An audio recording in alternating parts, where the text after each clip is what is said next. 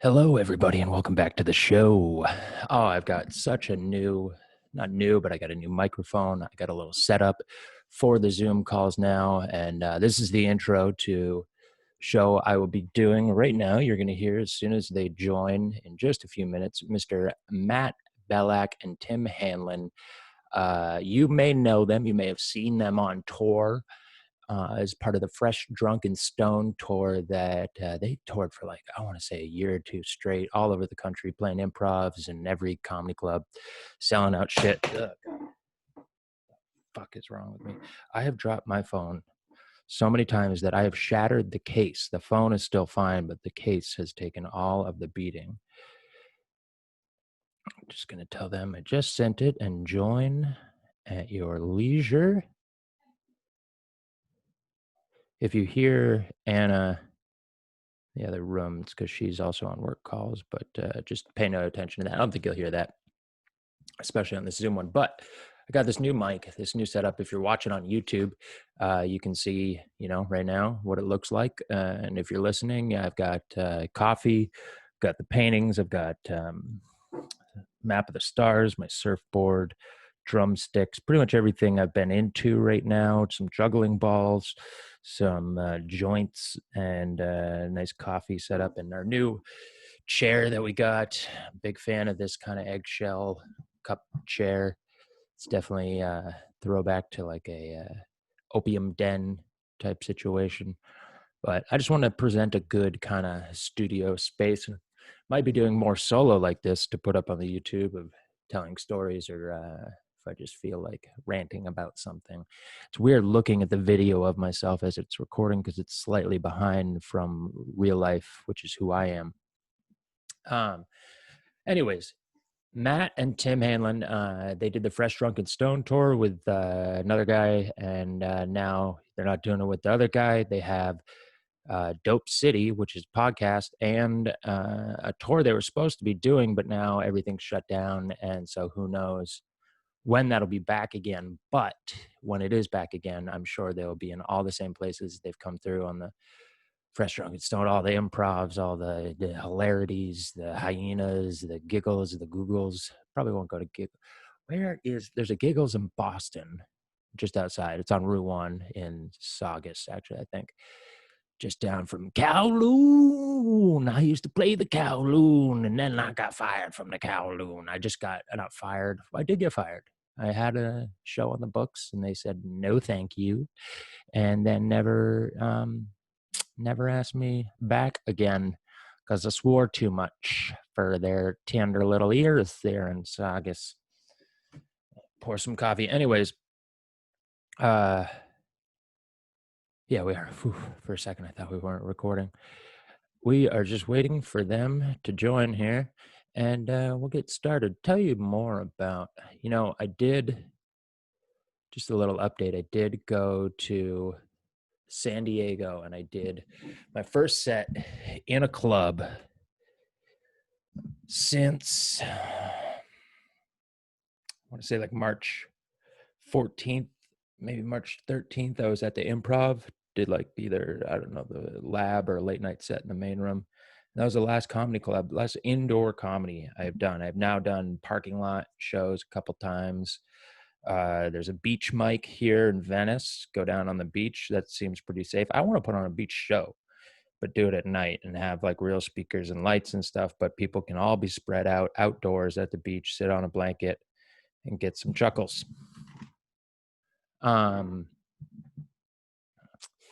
But yeah, it was inside of a club. I gotta stop saying I know I said this on if Mitchell Lamar comes out before this. I also gotta stop saying and the other thing when I wasn't talking about a thing in the first place. It's just like a nervous tick of mine that I do. I don't know. I try to get rid of all those. I went to acting school and stuff, and they kind of teach you how to notice that stuff, but still it slips in there when you're not thinking about it. You really got to train yourself. If you don't have anything to say to add to the sentence, just shut the fuck up and be comfortable in the silence. Back to the story. Went to San Diego and did a set at a kind of open mic. They say it's a protest because that's the only way they could be there. and it was at the American Comedy Company. It was the first time there. I've done every single other club in San Diego except for American Comedy Company. And I'll finish by telling them how it was, because please welcome to the show, Matt and Tim. Hey, yo. So, dude. Hey, there you are. I got it. You can hear him? Nice little setup. Can you hear me? I can't hear him at all. You can't hear him? No. I can hear you. Hang on. Okay, now hold on a second. I can hear you. Well, why say something now? Check 1 2. Nothing. No, I can hear that. We can split these. Do you hear yourself? Yeah. You should have we hear that, yeah.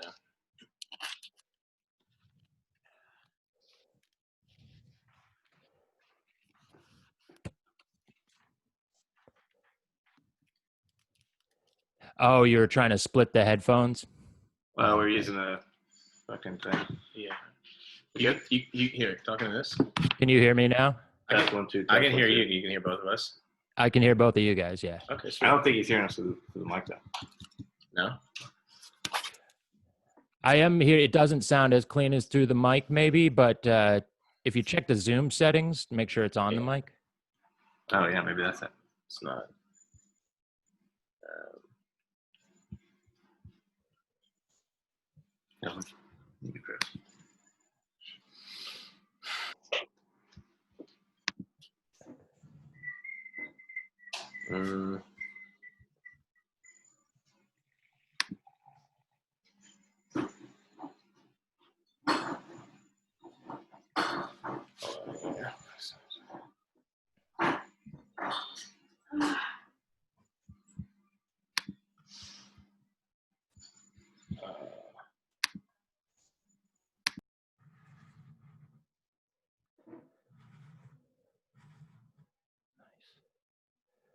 Oh, I lost him. I'm glad we're recording all of this. Definitely going to actually. No, I can't. I want to admit.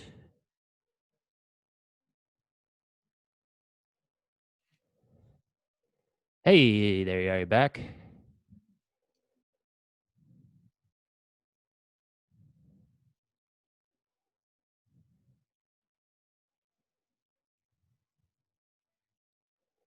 No audio. Can't hear you at all.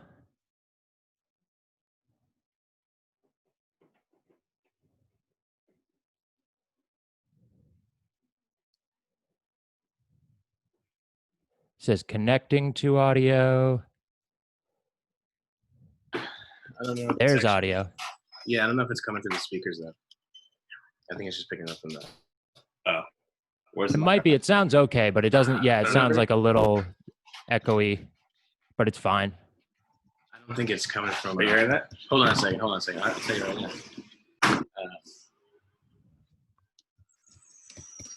Okay, do you still hear us? Yep. Yeah, because I just turned these things all the way down, so it's not coming from these at all. Fuck. Why is? Does this have an external mic setting? It does. But this on here, I mean, this should be. How is it connected to the computer? USB. Just straight from those microphones through USB? Into an audio box. We have a little mixer. USB audio box. 2-channel mixer. Huh. And that isn't going in. Where's your... It's a Mac. I don't know. What are your audio settings? Fucking dude, you're talking to a retard here. Yeah, if you go to the... check Zoom on setting. Zoom. When you go down to the little mic, there's an arrow by it. Yep. Hit the up. You click up, and that should give you the different options for microphones. Audio box USB. We got it.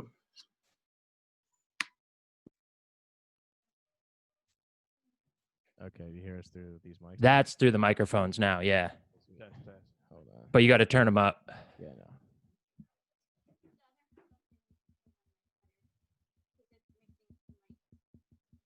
Can you hear me?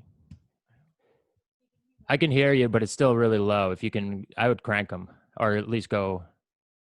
How about now? Yep. You can go higher, though. How about now? That's good.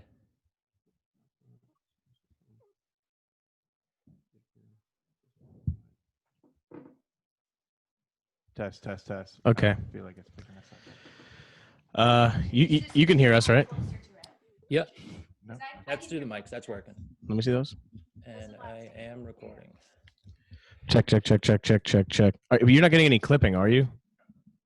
Talk. Test. 1, 2, test. No, like you two aren't cutting You each talking? other out or anything. No, I don't. I hear Hendren fine talking him. Right. I'm saying I don't hear you in the headphones.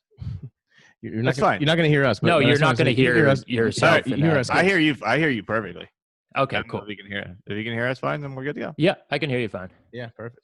All right, here we go. Welcome to the Can we get rid of show. this shit? Yeah. Wait. Got to blow it up on the screen there. Mm-hmm. Go ahead,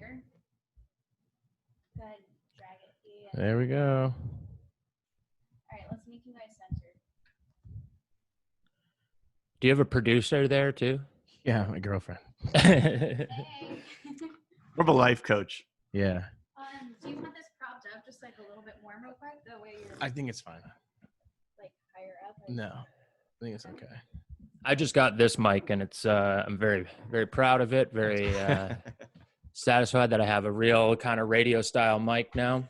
I like the little arm you got there. Right? It just makes it so I can really get in there like Alex Jill. No, and then come back yeah. and just take it drumsticks? easy. He's got it all, dude. I got a surfboard. I got my surfboard. I got a knife. All right. Just kind of set up a little setup of everything going on in my life right now, which is juggling balls, surfboard, drumsticks. That's about it. Coffee. Yep. This is welcome to the show, by the way, to Live and Bike in LA. I did a little intro so everybody knows who you guys are, but this is Tim and Matt. Talking about how you did the Fresh Drunk and Stone, and now you're supposed to do the Dope City tour, right? That's it. Yeah. So, I mean, you had to reschedule, but do you have stuff on the books that might just end up getting moved, or are you just waiting? We do. We have West Palm Beach next week, but of course, Oh it's in, shit, that's right. But who Florida. knows? Yeah. So who knows? It's on the. We were supposed to do double shot Miami West Palm. Miami's officially off the books right now, and West Palm's still hanging in there. But we'll see. We'll probably get that call as soon as we finish this. They're not doing it. I don't know. West Palm doesn't really seem to care, but yeah. Well, yeah, that's true. I mean, but also the thing is, like, for you guys, you're like, how do you feel about it? If like going into a place that, like, say they're like, oh, we're going to do social distancing, and then you get there and it's just packed, and they just put everybody in, no masks. Well, they said that they were going to do up to 250 people, but the place is huge. It's a big club so you can even if they do 50%, there'll still be a lot of people there. Seats almost. I think it seats like 580 at full capacity. So like this is a new. It's improv, right? West Palm Improv, yeah. It's one of the new ones. It's been there for a while. They did a remodel on it to expand it, but that was still probably 9 years ago. Yeah, it's not that new. Okay, no, I guess it's the Miami one. The Miami's brand new. Yeah, it's like a year old, and we were supposed to do that one the day before. So we're supposed to be Miami on the 15th, which is Wednesday, and then West Palm Thursday the 16th. But they canceled Miami because the mayor of Miami shut down like bars and restaurants. Said you can't have, yeah. But West Palm Beach, it's Palm Beach. It's in a different county, so it's like county by county. So, but they're only like 25 miles apart. It's not another part of the state. It's just a different county line. So they're like, yeah, we could still do it here. We don't know. We didn't cancel yet. We were kind of expecting the club to cancel. Miami, we were pretty sure that we weren't going to do. And then we got, it took the weight off our shoulders. Like we were like, should we cancel? Should we do the show? I don't know. And then you see all these other comics are getting COVID while they're out there. I don't know. It's not fun, man. Some are, but those two are fucking dumb. And you say that like we're not, though. Yeah. I mean, we don't know. I get my medical advice from him, and he's a retard. I talked to Hinchcliffe the other day out of the patio. They had at the Comedy Store, they had the parking lot open with some tables. You could get a drink. And when he went and did the Houston Improv with Rogan, it was like they don't see people at all. None of the crowd do not meet people. Callan and Schaub were out meeting people. They were doing pictures and stuff. And it's just like, you can't do that. You can do a show if you walk out from the back of the room, do the show for people, and then you fucking leave. But you can't do meet and greets. And that's absolutely all we were going to do. We weren't doing meet and greets. We weren't doing merch. You know, we're gonna go right up on smoke a stage joint with 9 other people, and not a chance. We'll shoot up. We've been sharing needles forever, so I'm not worried about it that. can't be transmitted through blood, I don't think. No, you're good, or semen. So yeah. So blowjobs are on. Yeah. I did for the first time in a club since March, I think 14th. I was just talking about it in the intro before you guys came on. I did a set at the American Comedy Company on Wednesday. Okay. Oh, how was that in San Diego? Yeah, it was my first time there. It was a neat little club. I've done every. It's kind of a tight little room too, isn't it? Yeah, but there was only not even 25 people in there. I think it's honestly perfect. Yeah, and it was like everybody had their own table, and they had every other table closed off. So if you were by somebody, they were like 2 tables ahead of you. Now, let me ask you a question. When they closed off the other tables, did they just not seat people, or did they wrap like yellow tape around it and stuff like that? Like, did they make it so obvious, or did they just not seat people? They just had a candle on tables you could sit at. Oh, okay. And so when you went in, they just said you just sit at a table with a candle. Because I went into one restaurant and it was like the tables that they weren't using, they literally had like stacked up. It was like chairs and rugs on the stuff. I'm like, flipped over the benches. I'm like, what are you doing? You could just not seat. This is very uncomfortable, you know? Yeah. You could just not seat. Yeah, no, it doesn't make for a welcoming environment.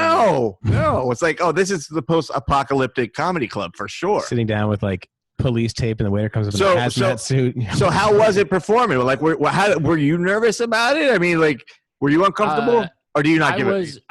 Two things. One, I did feel a little twinge of nervousness before I went up, and I was like, but I was very conscious of it, and I just said like, yep, that'll probably happen. Yeah, sure. And then when I got on stage, I had to say to myself, slow down, or like just pace yourself, because when I was in a role up until March, it's like that second nature. You don't have to think about that. You're on stage every night, and it's your pace. And this was coming back, and in a club too, where like I've done like the parking lot shit where it's broadcast to cars, and that just, it's nice when you get laughs or honks or whatever, but it doesn't feel like you're doing stand up in a place. It's something different. Sure. I haven't done it. So I had to tell myself to slow down a little bit, but then by halfway in, I was like, I got this. But like your nerves and anxiety was only really related to the performance aspect. It wasn't about COVID situation. Like no, it felt perfectly safe. I walked in, stood outside until maybe 2 people before my set, and then went downstairs, sat at the table for a minute. Everybody's masks on until you get on stage. They bring. What about the crowd? The crowd's not wearing a mask, are they? Everybody in the crowd has to have a mask on. Even with food and drink, huh? They're not serving food and drinks. They're just open for shows, just to put I like that. How are they making money? They're not making any money. They're selling tickets on the weekend, I guess. Ooh. This was just like, but they're doing shows, pretty much like just open mics. To get people out of the house. I guess there's soon to do, because your headliner is going to take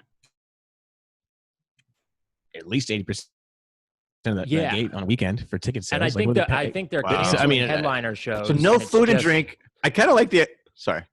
I was just going to say, it's just like showcase shows on the weekend. Right. And it was mics on. Well, that makes sense, because then they can Wednesday. at least keep ticket sales, and they can pay the comics some shit wage or whatever. Something, Yeah, but like, because, you go and get like, Joey Diaz, and he's going to take 90% of that gate. So like, how are you going to make any money? Also not doing that club now. No, he's not. I think it's a funny toss-up, though. It's like, would you be willing to have the crowd wear a mask so that they don't have to have food and drink at the show? Dude, honestly, I kind of would like that. Yeah. They shut down indoor eating in California. Right. So they couldn't do food or drink. And technically, I think they can't be open except they're calling it a protest. They're saying, come watch a live protest on stage and pay to get in. And I guess, on the weekends pay to get in, but it's the only thing that's legal is you can have more than 40 people in a place if you're protesting. So they're like, we're doing protests all weekend. I was going to say, well, you could call it a church, but I don't think you can go to church either, That's been the loophole for everything. There's no more God. We're communists now. Yeah. Stay home. We'll pay you. There's no God. And I like that, though. I'm okay with that. I'm okay with them paying me and there being no God. I'm all right with that. Yeah, 4 months into communism, I'm all communism and Sharia law too. You got to cover your face. Yeah. I've got that Stockholm syndrome though. I like it. They keep sending me that. Isn't there another stimulus check coming to shut me up? Isn't that happening? Is round 2 coming? I hope so. They're really going down to the wire with unemployment. It's the extra 600 ends the end of this month, and that's gonna put a lot of people into ready to purge mode if that ends. Mm-hmm. Yeah, it's gonna really change shit because most people's unemployment is like $200 a week or something. Unemployment's gonna end like that. Yeah. and you're doing free comedy shows with no pay for a living. It's like something's not gonna. That's what sucks. Something's not gonna work out. Doesn't quite add up. Where's and they didn't. So if they weren't serving food and drinks, they didn't have a staff there either, or like 3 people working. Yeah, it was just a door guy. Right? The host, and then there was somebody walking around making sure like if people were sit in the right place or asking people to put masks on and shit. So after your set, did you have like that normal go over in your head how your set went and rate yourself? Because it's like it's so weird to think like how did you do? A little bit. I mean, I did all new stuff. I was like, fuck, fuck going with the classics. Classics. Yeah. I have so much fucking shit I've been writing and thinking about. Right. And you got to get to it at some point. Plus, I mean, basically, it's just like a booked open mic too. I didn't care that much. Yeah. I think the bar is kind of low. Yeah, but I did have that feeling of, tingle or energy of when you get off stage, like that I hadn't felt in fucking 4 months. And I was so much more conscious of now because I hadn't felt it in forever. Let me ask you a question. Tingle. How many minutes did you do? I think 5. 5. Yeah. And did it feel like a normal 5? Or because I have a feeling that because I've been done since March 6th. And I have this feeling that the first time I get back on stage, I'm going to do my whole act and think, all right, that's a half an hour. And then it'll be like 10 minutes in. That's why I had to tell myself to slow down. Because even the first joke I did, I was like, I thought that was going to take a minute. And they have a little clock right on stage too. 15 seconds in. Yeah. More jokes. So I was like, slow down. Fucking sit in it for a minute. Well, like we're supposed to do a show in less than a week. 6 days. And I'm doing 40. Like, oh, man, this is good. Ooh, boy. Well, I don't know. Just at certain little points go, just throw in 10 minutes of crowd work here. And the thing is, it's a real it's as of now, it's a real show. So it's like I can't do 40 minutes of new half-assed ideas that I've jotted down in my joke book over the last 4 months. Like you got to kind of think, well, I got to go back to the vault for some of this stuff. And it's like, I don't know, man. It's all going to feel so dated and so out of touch and so fake right now. I don't know. And might just get 17. Me, like that, when I was doing like an hour and shit on the road, I could fall into that hour so easy. Like I could jump in at any joke and then it hit autopilot. And because I have it lined up, this one goes into this one, this one goes into this one. I don't know if I remember that anymore. Right. And that was like the worst thing for us that this hit like in March because we had just come off a run in February.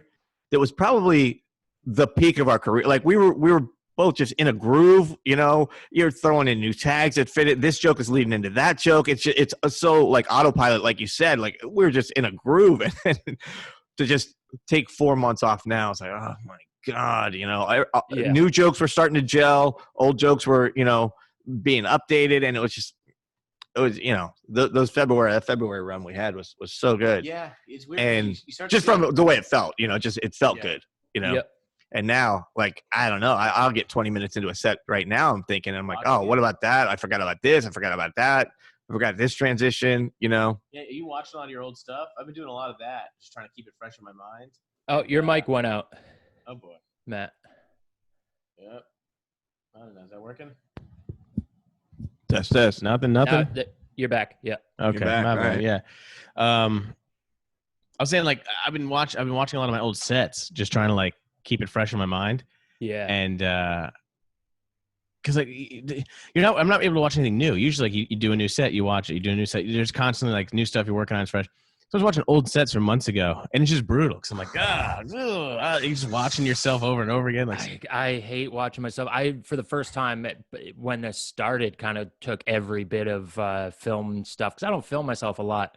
And this made me go, just for having content to put out, I was like, I should have been filming a lot more. Like, I never watch it to, like, critique myself because I always remember if I did something new on stage and it got a laugh for some reason, I fucking remember that. I have no trouble remembering, like, new tags I come up with. Mm-hmm. But for putting stuff out, I was like, I wish I had a lot more of the sets that I'd done filmed now that we're not doing anything because, I'd fucking put that out. But I did start putting it out and what I had, and watching your fucking self. I just go, I go, why are people laughing at this? I don't think this is funny. That's the same thing, dude. I was like, wait a minute. What? Well, because like you get this every time. I was talking to Tim about it, like I'm watching myself, and you start to get like this imposter syndrome. You're like, oh, I've just been tricking everyone for a decade because this isn't good. This is terrible, like, and then. But it always works. I think that's just you, like you're watching yourself being like, I'd walk in the room and he's watching videos of himself. I'm like, what are you doing? turn that shit off, bro. You're killing us. I'd rather have you walk in on me jerking off. It's less embarrassing. Man, really? More videos of yourself? Well, I just do like you were saying, I was like trying to go through the act in my head, and I'm like, how does this one lead into this one? Like, I forgot. I'd like go back and watch. I can tell you. I know it by heart, bro. Yeah, you guys have seen each other. How do you forget your set? I don't know, like how the stuff about my dick leads into the whole butthole thing, and the stuff about farts. Dick, jizz, butthole. Back to the dick. Well, forget about the whole thing I got about my bong. That's the whole. Gay. Yeah. Jizz, butthole. Jizz, butthole. Yeah, mine goes like drugs, sex, race. That's my act. More Mace. drugs. Race. Oh, race. Okay. Okay. Race, yeah. Just that's talk definitely about my being act. a white guy and stuff. Yeah. There's, what's weird too is like, well, do you find like, because we've been doing, so like comedy gets taken away. We've been doing our podcast weekly. Yeah. Putting a lot of our energy and creative eggs into that basket, and it's an outlet. It's good. And now, and we do it once a week. Now I'm running out of things to talk about because you don't want to talk about Corona every week. You don't want to talk about protests every week. There's no new input. Yeah. And there's nothing happening to us, So it's like, we're just like, you can't go outside still, like it's so like, I mean, are you finding that you do a weekly one here? Like, it comes out sporadically. Right. I always put at least one a week out, but just lately I've been having so many more people with nothing to do that I can get more interviews. So I've been putting out 2 or 3 a week, but I would try to change it up by talking to not just comics all the time, talking to people that I have questions about them or what they do. And then that helps like me fucking think about having shit. But guest helps. So many of them. Yeah, you guys are just you guys, right? We just talk. It's just me and him, and we live together too. We're roommates, so it's like there's literally like there's nothing new. I'm not like, what did you do today? Like there's nothing to talk about. So it's odd. It's like we're just talking about whatever we see in the news, and it's all dog shit like in the news. Yeah. So like and it's not, and it's all just the same new information about the fucking same shit. Correct. Yeah. It's nothing's changing, and yet everything's changing. We were pulling clips off of our podcast the other day, and I said we should make a compilation of every time we've announced a tour date, and then the following week said, "Oh, we're not going to Arizona this week," "Oh, we're not going to make it to Boise." We've had to cancel we could make an hour-long podcast of tour dates that we had scheduled that we're still hopefully promoting on our pod, and then the next. I think we're about to hit 20 dates. I think we're like literally like 18 or 19 dates canceled. And then the other one would be like, let's make just a bunch of clips of when we think things are going to open back up, starting like I think we did our first one on March 10th. So we're like, well, maybe by like April 1st, it'll be open. And then maybe by April 15th, it'll be open. I remember on one of them, I'm like 4th of July. It has to be open.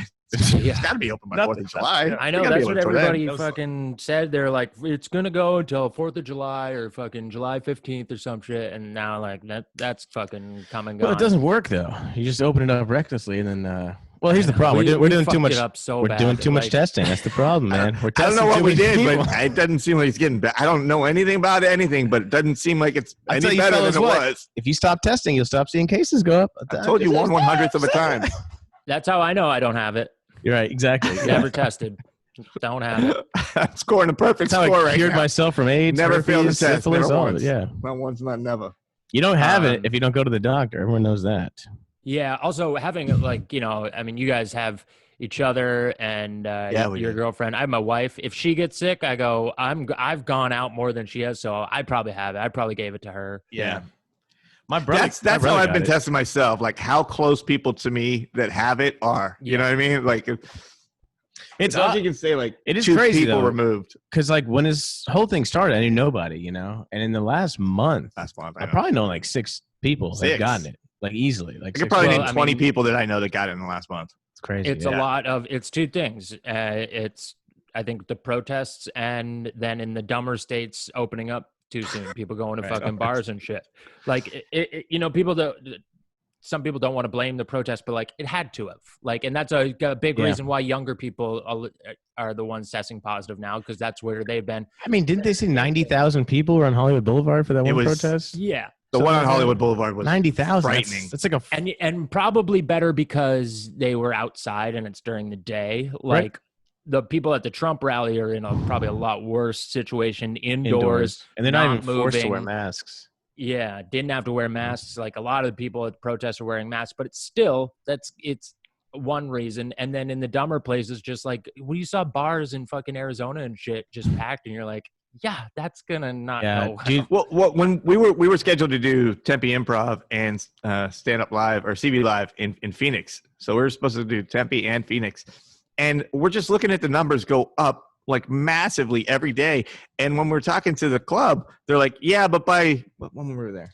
3 weeks ago, June. We were supposed to go there July 1st and 2nd. July 1st and 2nd. Yeah. He said, yeah, but by July, and this was like 2 weeks before the show, we should be able to open up to 300 people. And we're like, what are you? Well, yeah, he said we're at half capacity. But by the time that you're not hearing, like by the time your guys' dates, we're hoping to be at full capacity or whatever. And I'm like, I don't know. And then so we're supposed to be there Wednesday and Thursday. Maybe Stand Up Live because it's got those high ceilings and stuff. But I would not want to be.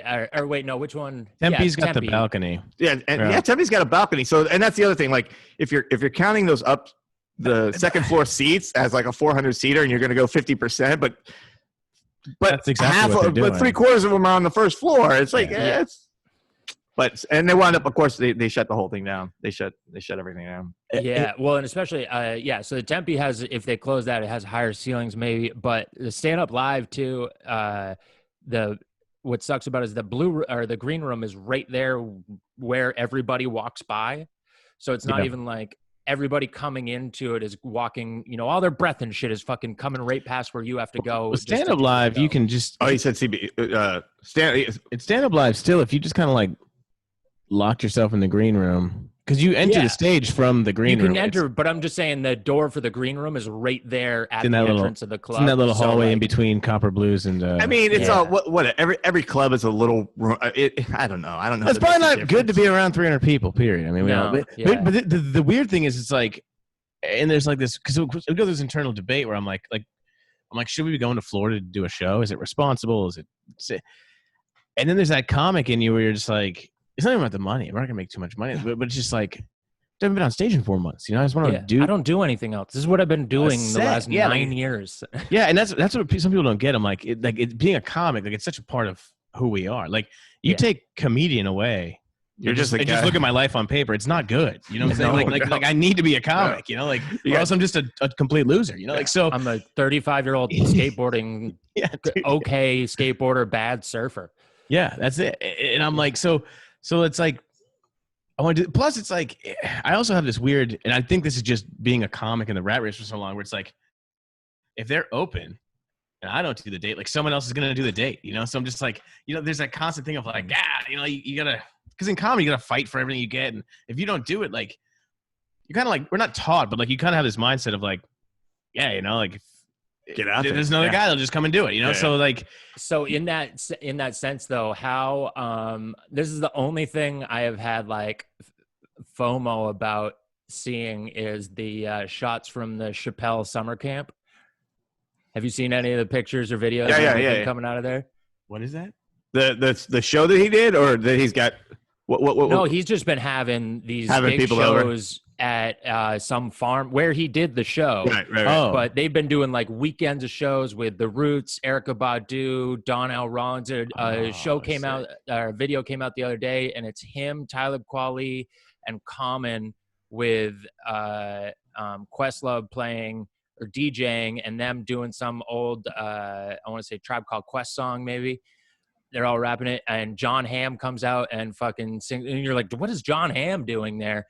And he sings. I hope he's not dancing. That would be very awkward.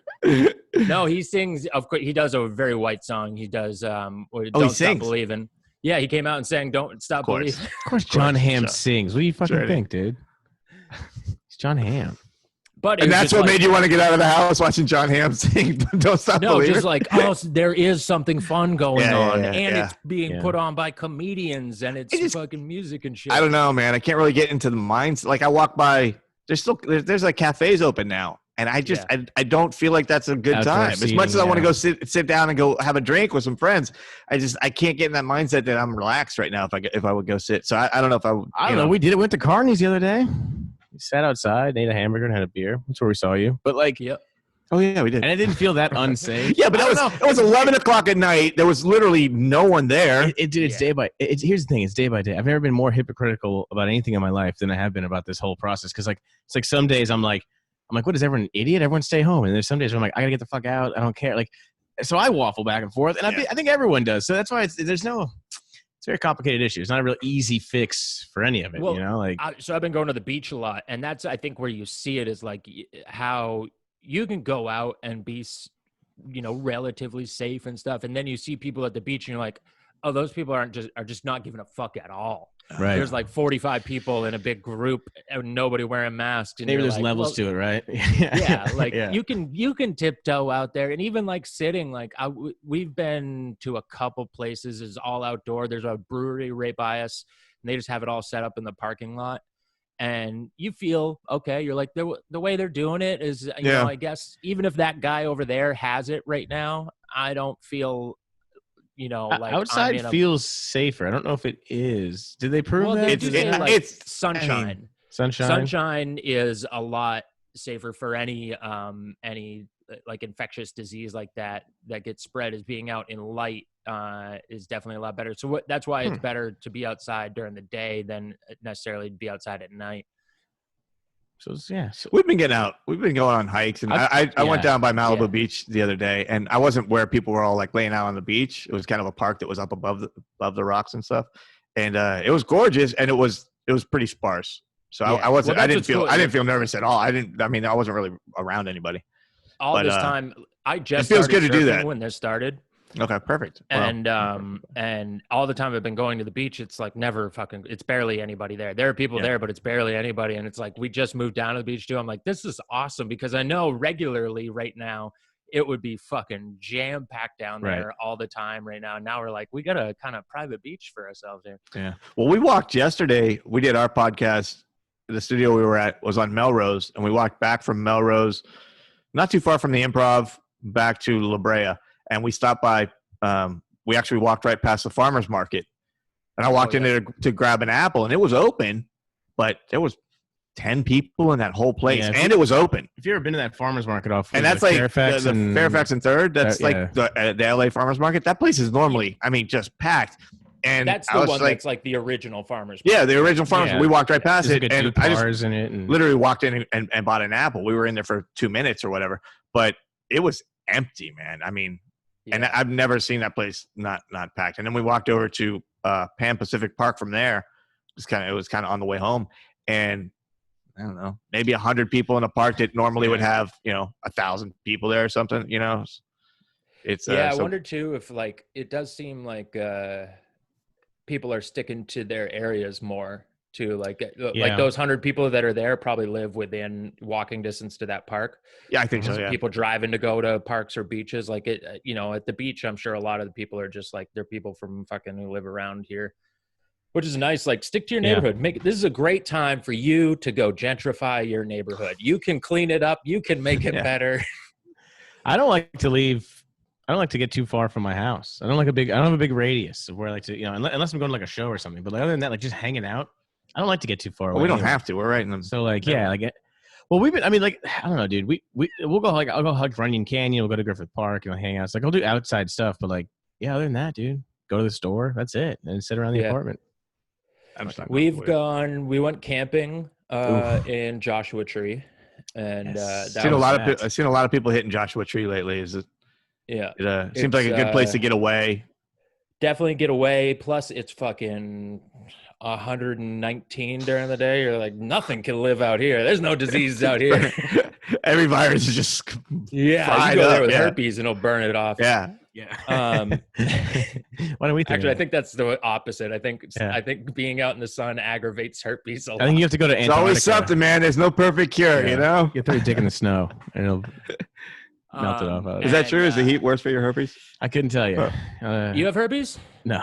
Not that I know of. Not that I know. Well, I at know, least. Who like, knows? I get fucking cold I've never been sores and they tested, say- so you know I don't have it. Yeah, I'm not getting tested, so no cases over here. Why don't you just comes out honestly? He's like, you know what? I've never told anybody. Yes, I do. I will let it be known right now. Yeah. I just assume everyone does. It's I know a couple people with it, but I got a buddy with herpes. He told me like in confidence. So his name, no. yeah. But he was like, dude, it was very much like, fuck, man, I fucked up. But he also like went reckless fucking people for a while. I know a couple people that had it, and it's always big regret, sadness, shame, guilt, all that in the beginning, and then they get over it. I don't think you get a lot of like. I don't think it's like a big deal all the time. I think it sucks when you're flaring up, but I don't think if you take medication, I don't think it happens often. No, and especially like that. I think the thing of it is that being a wild person aggravates it more. Like drinking, not sleeping, doing stuff like that will make you have breakouts and stuff. Maybe so I it's need some herpes to clean my life. Literally, yeah. It sounds will like whoever cure has you of the reason you got herpes. I was gonna say, it sounds like whoever has herpes is fucking living it up, man. I feel like herpes. Oh, you get it from fucking, and then it's bad when you drink and stay up late. Okay, yeah. It's like it teaches you a lesson. Like it like keeps teaching you a lesson. Yeah, like it's a lesson to keep taught you teaching. a big one when you every woke 4 up months. the first time with like a big, sore on your wiener. But then Yeah. every time you go out and get hammered, you get another one. Ah, That's actually a shitty disease. I don't want that. I like to drink. Well, I met a comic- You know Joe List? Yeah. He He's talks he's about it a lot. very He's public pretty about it, open yeah. about having herpes, but it's exactly what did it to him. Was he was a fucking alcoholic and he But did he's crazy sober shit. now. Yeah. And and he got, herpes was part of it. He's like, if I don't drink, I don't get outbreaks or anything. So he's fucking sober and married and, Doing better in his career than ever. Yeah, It's But a he funny- was drinking and fucking everyone. He was. I actually have a Joe List herpes story. I met this chick on the road, Oh yeah. and she comes back, and then she tells me that she fucked Joe List. And I was like, all right, I'm going to bed. You know what? I'm good. Have a good night. Yeah. I really. I don't know if she knew. I don't know. Maybe she was trying to impress me that she fucked a funny comedian. I would have gone with Rogan or something like that. You threw out Liz. That's a deal breaker, sweetheart. I like it. But Yeah, but go check out This Is Not Happening. yeah, you might want to call a doctor. I don't know. Yeah. I think he's got a new. He's fucking hilarious. I think he filmed a new special. I don't know when it's dropping, but it's already been filmed and everything. Yeah. His wife just put out I think it's just an album, but his wife Sarah Talmash, she's a funny comic too. She just came out with one, and I haven't heard him put one out yet, but hopefully he does. He's funny, like a great. Boston guy also. Great. Mark Norman just put his out. They filmed them like in the same week. Norman put his out already on YouTube. I don't know if you saw it. It's pretty good. I've seen a couple clips of it. Those guys are funny, man. Yeah, very funny. I've known Joe. I've tried to message him to get him on the podcast. Hasn't replied back. Joe, what's up with that? Fuck up. Come on, Joe. But I've known Joe for a while because we were both in the Boston scene, and he left before I ever got there. But we have a lot of mutual friends, and we've done shows here and there together. But Mark, I've only met once, but he's super fucking funny. And I watched part of his special, but like with those guys, especially that I really like and I think are funny, I'll watch 5 minutes and I go, yep, still really funny. I don't want to see any of that. I don't want any of that in my head. I don't want to like think that's the thing about watching comedy. Yeah. You don't want to like accidentally absorb something. Also like being home so much. I've watched probably more comedy than normal, but like but it's same. If you get more than 5 minutes out of me on a special, something's going right, because I just, even if it's someone I like, I can turn it off. If it's someone, most of them I personally just hate. Yeah. I was like, I can't understand. Dude, why we this is on just TV. watched Jim Jeffries last night. It's from top to bottom fantastic. I thought, very funny. Yeah, he's and he puts them together well. I think it's probably because he has come out with quite a few, and you go like, really, another hour already? Like, he weaves through as good as the other one? Yeah. This new one, he weaves through a story throughout the whole. It's one central story. It's really good, and he'll like I start think telling his fucking British training. Yeah, he'll tell part of it. He'll get sidetracked for like a 5-7 minute bit on something else. He'll tell another chunk of the story, and then get sidetracked, and then at the end he wraps it all up. But sidetracked. Yeah. Well, it's very well written. Of course. No, but dude, it's. Oh, that reminds me. What was I talking about? Yeah. There's a couple of those moments where he gets to go, what was I talking about? Oh yeah, the cheese, and he like goes back to this whole thing. But dude, it's good. There's a couple of parts where, I mean, bro, like for us both, we're sitting on the couch and like I'm like belly laughing out loud because like it's hard when you watch comedy on like TV. Rarely you're gonna out loud laugh. You're somebody like, oh, good joke, but like when you watch it, you stare at it. You're not in the room. It's hard to really. But I mean, there was like 7 or 8 like out loud belly laughs I had.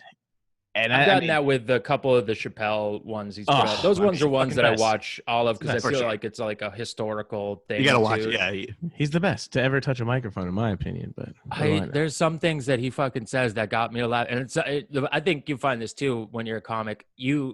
What gets you to laugh might not even be the biggest thing, but it's like a little thing that they put in there. Like, but his is just when he goes, I'm what you'd call a victim blamer. Like, leans fucking into it so hard. Okay. I love what he's doing that one bit. He's just talking about how he uses the word fag in a joke, but he doesn't just say it. He's got to scream it. Like, I can't do a joke with the word fag. Like, like leans into like almost going like it is a bit trollish to be like try it again. I think it is. Yeah.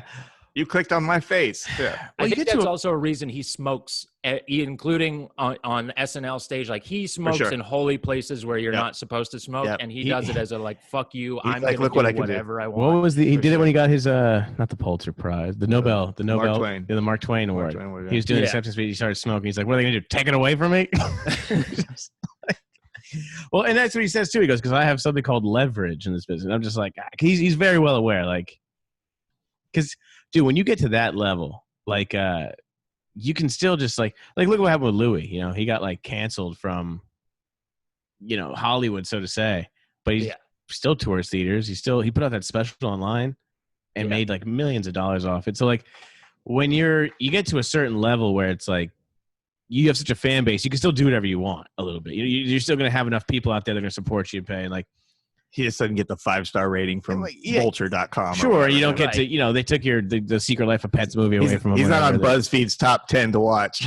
But he's fine. Like, Louis working still. Like, it means you go to it's almost like going to a subscription-based model where you go, I'm going offline of just being out there for all public consumption, and I am going to just fans now. I'm going like it's like an OnlyFans type thing. It's not a bad way to be, Like if just you can get to that sidestepping level, especially in today's day and age, to be able to just sidestep all this bullshit.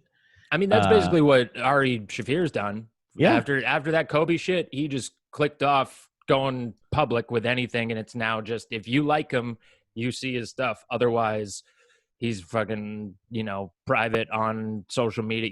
You have to follow him to fucking see it and everything. Like if you can get to that many fans, then just be like, fuck all of you. If you like me, listen to me. Otherwise, I don't want to be out there. And nowadays people can find you anyways. They if you want to watch or listen to Ari, it's right there. You don't have to go through any hoops. Yeah. It also happened at a pretty good time for Ari, all of this shit, because I don't think anyone even remembers that. Yeah. People don't even remember Kobe. They don't remember. They're not going to remember. My God. Ari Shafir's stupid joke. Yeah. This year has been, I think Elena told me, my girlfriend, were looking at some old pictures like on her phone yesterday. And 2 days before the NBA shut down and like shit started to get real scary, 2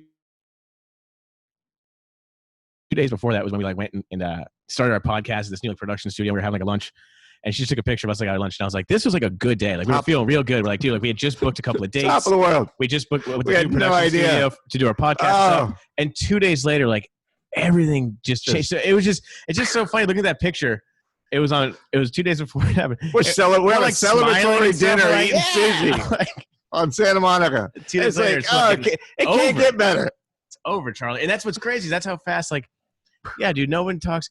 And then what's weird was like Corona was everything. And then I remember for like a week during those like really the real hard like protests and stuff, people weren't even talking about Corona anymore. And it was just like, it's crazy how fast everything just shifts. And we all as a society just talk about this one fucking topic for the day. Like, and not talking about Corona, but it was also like the reason 90,000 people could be out is because nobody's fucking working. And then it's, even when this ends, like, do you think there's just going to be so many places have gone under that, like, there's going to be a mob for a while. So, like, unless you take care of it, there's going to be a lot of people with time on their hands that if you fuck them over in some way, are now feel very emboldened to just go like do what they want. Yeah, I think we're just kind of getting started in what's happening with this right now. I mean, I don't know what's going to happen with the housing market, the employment. It's a big shakeup, and all coming up to an election too. It's gonna be and just saying things are fine. Just saying things are fine. Let's get the kids back in school. That's funny. That's also great. Yeah, everyone's fantastic. Everyone's forgetting that football should be starting soon. That might not happen. That's a big deal. It's more important than anything you just mentioned. Because, like you said, when unemployment starts dwindling, it's gonna be a little scary out there. I don't know. I think I've counted 4 comedy clubs that have closed. There's a lot, dude, and that's the thing too, because like clubs that we had dates at or have worked in the last year. We had dates at Laugh Lines in Boulder in April. They're done. They opened the doors for. They opened in March. Laugh Lines. Oh, really? I didn't. Yeah. Where was that? I played Boulder, but it wasn't there. It was in Boulder. Brand new club comedy showcase. Yeah. That's great. The Boulder. Brad Bellinger opened this club, and his whole Instagram was them building the stage and putting up the curtains, and we're almost ready for business. I think they opened in February or March, and then middle of March. And then tried to sustain with no clientele yet, and he finally just posted like last week. He's like, "Yeah, we're gonna have to close the doors." And the doors had already closed up. You got Blue Room, Liquid Laughs. Blue Room closed. I think they're going to reopen, not in the same building. Yeah, so that was who a knows good what's going to spot happen. they had there. Where's that? I don't know the Blue Room. Blue Room's in Springfield, Missouri. Fantastic okay. little fucking venue, dude. Great little. I mean, these are independent places. If you're improv or you're levity owned, you can probably maybe skate by. I don't know what's going on with them. Private clubs I are mean, in it's trouble. a matter of time before they consolidate too. Like, although it's one of the probably busier ones for them, but like stuff like if they have to make a choice between West Nyack and Pittsburgh and keeping one of them open, they're going to close West Nyack just to keep Pittsburgh. Like, West Nyack's going to be. Well, what's odd though is like the rent that these places are in is, I mean, obviously not cheap. So like, I don't know what kind of SBA or PPP loans they're still getting or whatever, but like. Thank God they signed that deal with Quibi, huh? Yeah. Fucking Quibi is such, oh my God. But yeah, like if you have 12 locations open and your average rent per location is $25,000, per month, like that shit adds up quick, dude. There's money back in this stuff, in a but mall. like, all those ones that are in malls, they can't. I mean, they're probably renting a mall, but at least if it's an independent building, they like. Well, Nyack's in a mall, Pittsburgh's in a mall, yeah. But when are malls there's a lot of funny bones that are like in malls like Albany, Syracuse, and I don't know when is an actual mall going to open up. I mean, especially on the East Coast, those northern ones. I don't know. That's the thing. Albany and Syracuse funny bones are in New York State in malls. Are any of the funny bones open right now? I think they were doing shows at. They had maybe. I know Kreischer with Jesus and those guys did some funny bones, like maybe Nebraska or something. Omaha, maybe. Omaha, yeah, that's it. Omaha or Des Moines in Iowa. They got over there. I think both of those, yeah. Yeah, those are good clubs, dude. Shout out to Alicia. I guess I don't know if it was Omaha. I think it was. I think Des Moines was good, and because I know Jesus a little, but his other opener too, I know pretty well. Dave Williamson? So I was like following. I know Dave a little bit, but of course, other guy, the fat guy with the Guy Fieri joke. The guy with the Guy Fieri joke. Yes. Gosh, it's like Surf Mountain on Instagram. We're good. I don't know why I can't think about names. I know exactly what you're talking about. He looks like Steve from Florida. New York, dude. Yeah. Hang on. Shane Torres. Thank you. There it is. Shout out to Shane Torres. But I was following him on Instagram, seeing the different shows and stuff. Good content. And, I was trying to remember names.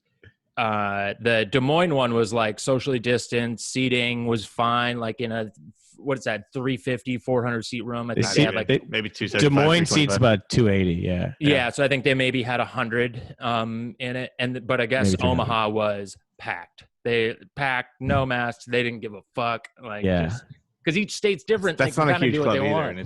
No, that one's got little ceilings too. You're on top of each other. I mean, I love that club. It's a good club. But that's the thing about comedy. And we were talking about this. It's like, the perfect setting for comedy is the worst setting for social distancing. Yeah, you want everybody tight and confined. Like other restaurants or places can figure it out, but like comedy, it's like doesn't work when you're in a fucking when people are in their cars honking at you. That's not it's not. No. That's the only way it works. Packed in. You pretty much just have to say, well, fuck it. Okay. It's right. Which is not real. It's not going to get me anyways. That's really the only way you can go do it. Like, that's why. Yeah. And I'm going to look for Greek amphitheaters. Old amphitheaters might outside. be the that's the Hollywood not a Bowl. bad idea. Yeah, but let's book the Hollywood Bowl. Let's book the Hollywood Bowl. Yeah, let's do it. Yep. We'll do it. We'll do it a showcase. We'll get 20 guys to do 10 minutes each. Palm Beach Amphitheater. Yeah. 25 guys and gals. Sorry, I don't get canceled. Make it a bringer. You got to bring 800 of your best friends.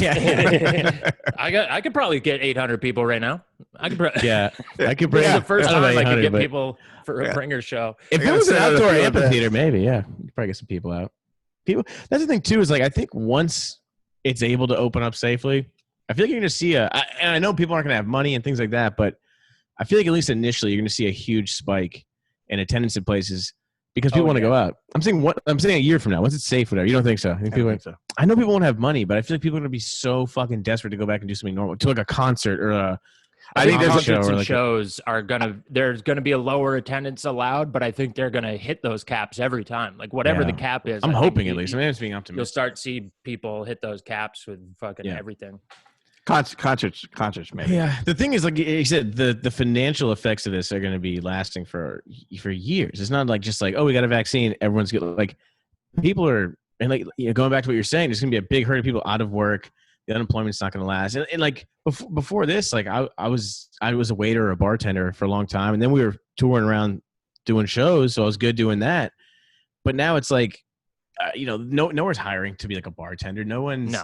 I can't. None of those jobs, like they're all. Yeah. What does come back is already spoken for. Right. Yeah. Waiting to go back to work for those companies. Yeah. Yeah. You're not going to go get hired at a bar or a restaurant. So I can't do that. I can't do comedy. I don't know. I have a lot of skills, Andrew. Like I don't know what to do here. You know, like. I can do a lot of shit. I just don't. I'm not doing that shit. I'm only going to do comedy. Fuck it. Let's go live in the woods for like 6 months, dude. Yeah, I've thought about him. A buddy of mine has a dome up in Maine. A dome? In the woods. Yeah, he built a sweet geodesic dome up there. Like a fucking almost like a bug out type of like self-sufficient. Well, it's called the Human Nature Hostel, and it's a hostel on the Appalachian Trail.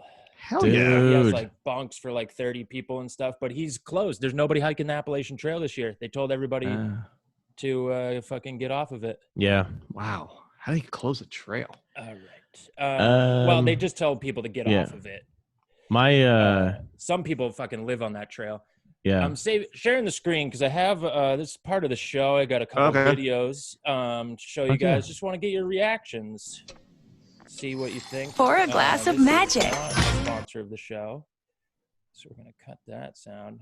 But be welcome to have. Who is this?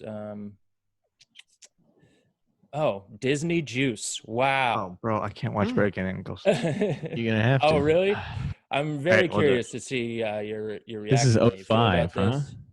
Chad's Gap. Hang on a second. There we go. I saw a gay porn called Chad's Gap. We got to start this over real quick because and start filming. I just wanted to get one more in so I could, just be ready. Ooh. Ow!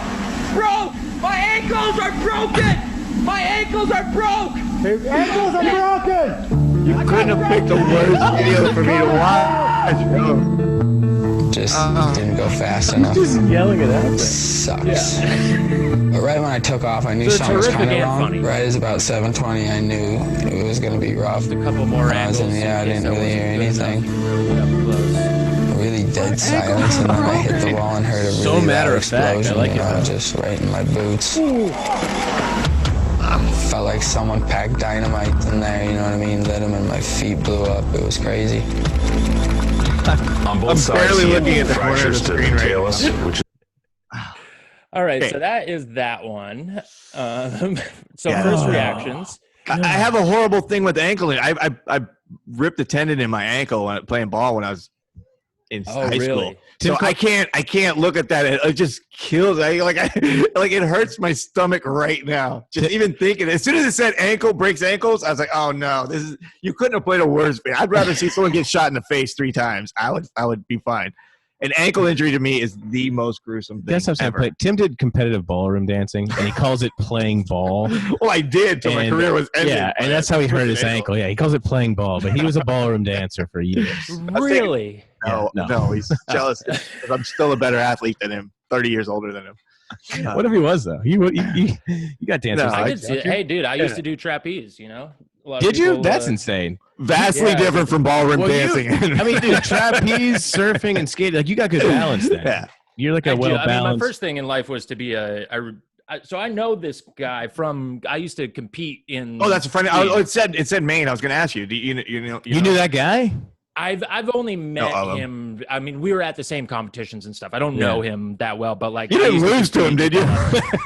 What's that? I said you didn't lose to that guy, did you? It doesn't look like he's very good. He's one of the best of all time. Wow. Yeah, he's got. I think Shaun White has the record for X Games medals, but he's definitely up there as far as like most X Games gold medals. His name's Tanner Hall. He's one of the best that ever did it. I've actually heard of that guy. So he's must be. Yeah, you totally. Yeah. So I don't really follow that stuff at all. I've heard of, dude. He's very good at taking off, not so good at landing. What was it about 2 weeks ago? 2 weeks ago, my girlfriend just discovered that Carrot Top and Shaun White aren't the same person. That was fun. She thought he was an Olympian and hilarious and a comedian. Yeah, very talented. Yeah, like we're talking about Shaun White, the comic out here, actually. Oh, yeah. So we're talking about Shaun White, and she goes, "Oh, wasn't he like that snowboarder guy?" We go, "Different Shaun White." And she goes, "Yeah, I love him. Like he does that funny like comedy show in Vegas." So we go, "Toys, different Shaun White." That's not a Shaun White. Yeah, that's not even a Shaun White. Yeah, but and then like watching her face, realize like she thought her whole life that Shaun White and Carrot Top were the same person. Which it was like the end of Memento, or it's all coming back. Yeah. It was fantastic though. Flying tomato of Shaun White though, the athlete, that was another thing because of this COVID. He was, I think, planning on competing in the Summer Olympics in skateboarding, and they got canceled. At least for this year. They might have him next year if they can, but that would have made him. I mean, he had a really good shot at winning gold too, or at least winning a medal. And I don't know if that would have made him one of the first people to medal in summer and winter games. Winter and summer. Wow. Is he that good at skateboarding that he could probably medal? Yeah. He's won X Games a couple times. Wow. I knew he was skateboarding. He's done it in snowboarding, but it would be if he could do it in the Olympics. Do you know him? Is he from Maine? I've never met Shaun White. No. There was only time I was at the X Games one year, and that's the only time I was in the same place, because a lot of times skiing and snowboarding and like freestyle stuff happens at different Crosses events. Over. They don't usually, except for X Games, they don't have them a lot of times together. I met him at a concert. He's a cool dude. He's really? littler than I thought. Well, I guess I didn't think he was big, but all those guys are. I mean, they're like little gymnasts. They're like little, probably 5'9" or something. But he had cut his hair when I saw him. He had like short, like works at an office hair, and I was like, "Who is this?" Like I saw his face and I recognized him. You know, kind of like your brain's like, "I know who this is." And then, but I hadn't seen him with short hair, and then I was like, "Oh shit, that's Shaun White." What concert? It was a festival in Delaware. There was a bunch of bands there. Yeah. All where right, in Maine are you from? Where in Maine? A little town called Harrison, Maine. Harrison, Maine. It's up in like the Oxford Hills Lake region area. It's probably an hour north of Portland. Okay. I got a buddy from Bangor. Oh yeah, and you said it right too. Yeah. I went a couple little ways past me, but we used to play him in high school. I went to a Trump rally in Bangor, Maine. Really? Because you're a big fan? It was it was a fucking experience, dude. It was. Yeah. Have you been to any of those like political rallies like that shit? No, but I grew up with all of those people, dude. So. It was insane, man. I happened to be up there working a day job at the time. This was before he got elected, and I was doing a project for a company somewhere like in Connecticut or something, and they needed me to just go to Bangor, Maine, literally for like an hour to fix something at a remote site. Right. Bangor. Bangor. So I had to go to Bangor, Maine, literally for like an hour, and I was able to go up there the day before and spend the night. And Trump was having his rally that day, like right up the road from my hotel. So I hear all this is going on. I had nothing to do, so I'm like, I'm gonna go check this out. So I go to the rally. All you do is go online and get tickets at the time. You just click your thing. I still get emails from Trump and Donald Jr. all the time. And so I go to this rally. Like, dear comrade. I mean, yeah, exactly. Voter. And I didn't know like the political landscape of Bangor at the time. I didn't know anything about it. But I didn't really care. But I wanted to go. But I was a little bit nervous. Like, I'm like, what the fuck's going to happen here? So I go there, and it was pretty goddamn bizarre, man. And first off, it was funny because like pictures were coming out of a full arena, and it was not even close. It was maybe halfway full.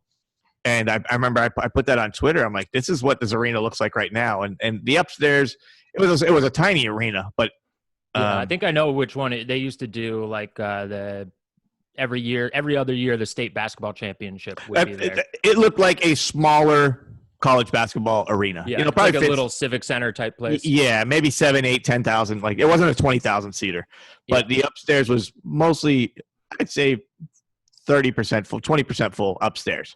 Downstairs was pretty full. So I remember filming it and posting it on Twitter, and everybody was telling me I was lying. Like, oh, this is photoshopped. And you can see Trump talking in the background. I don't care about it that much to spend time to do at that time. I really didn't. I just wanted to see the spectacle. And when he got that chant going in Maine of people yelling, "Build that wall," and we're 18,000 miles away from Mexico, I was like, oh, this guy's got a shot.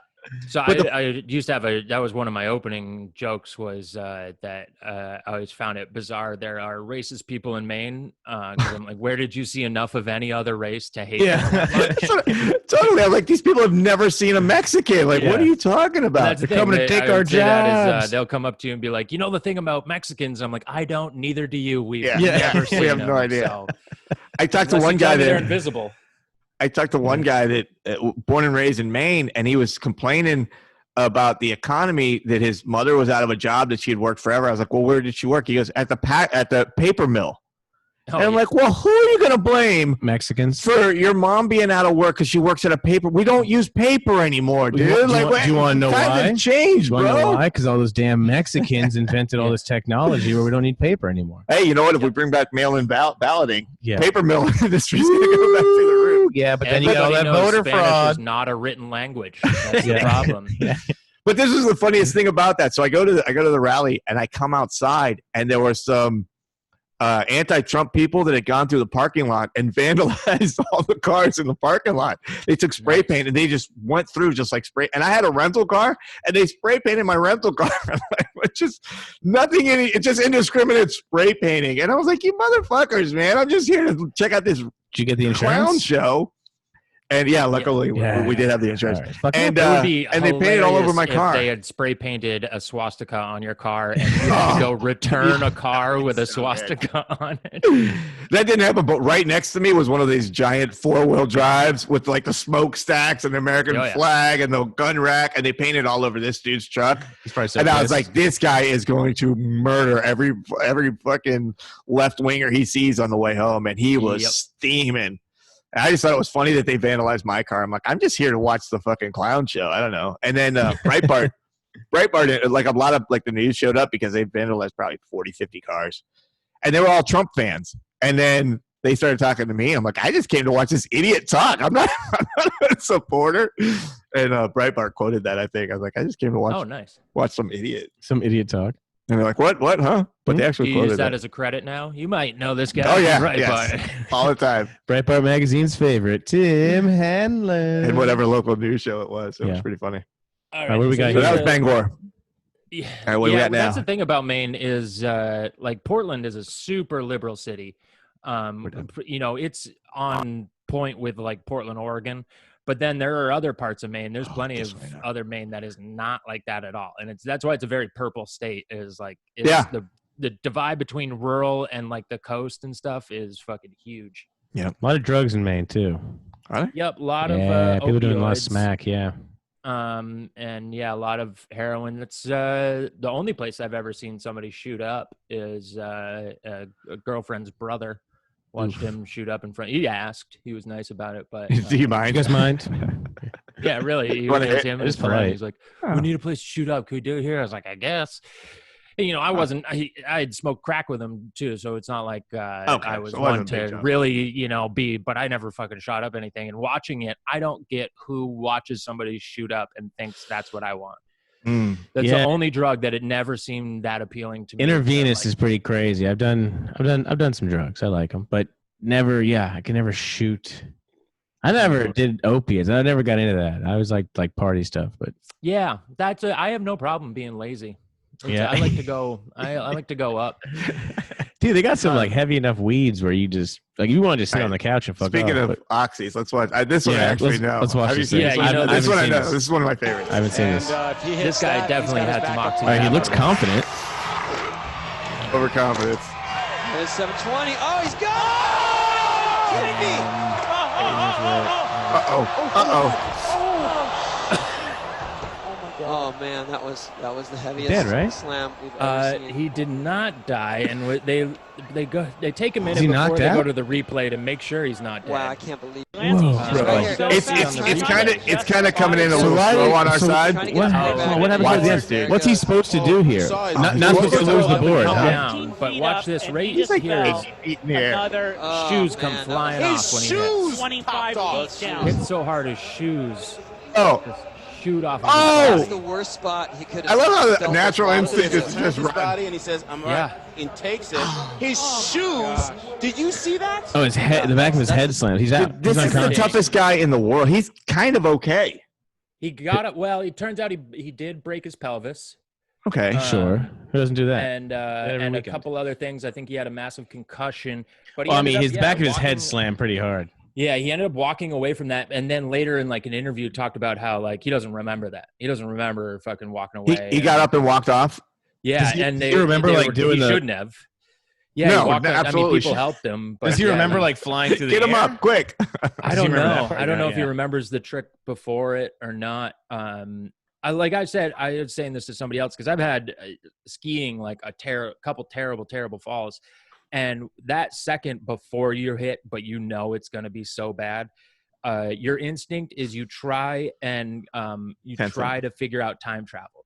You try to see if you can just go back a couple seconds. Like the laws of physics seem so unfair in that moment. Well, here's the thing on that.